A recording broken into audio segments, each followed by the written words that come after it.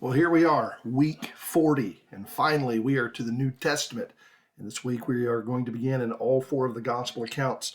But remember, we're doing this chronologically, so the way the reading plan has it, we're not going immediately to Matthew.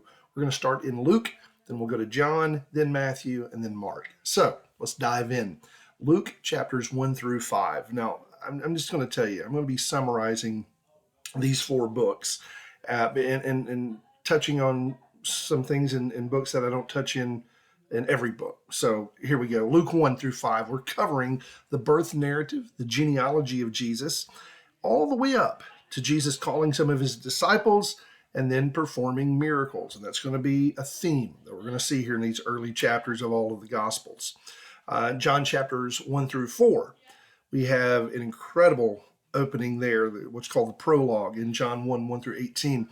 But he deals with Jesus coming into the world and then immediately covers John the Baptist's ministry and then Jesus and his first miracles. And then we move to Matthew, chapters 1 through 4, a more extensive genealogical list discussing Jesus' birth, John the Baptist's ministry, and then Jesus in his wilderness temptations. And then finally, in the book of Mark, chapters 1 and 2.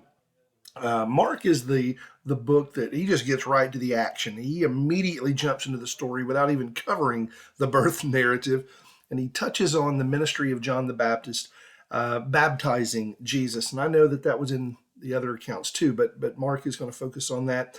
And then Jesus calling disciples, and again, performing miracles. This is a key theme in the ministry of Jesus. Why? Because it is authenticating what the prophets in the Old Testament said that the Messiah would do. I hope that you are ready for these next 3 months. It's going to be incredible walking through the New Testament in a chronological fashion.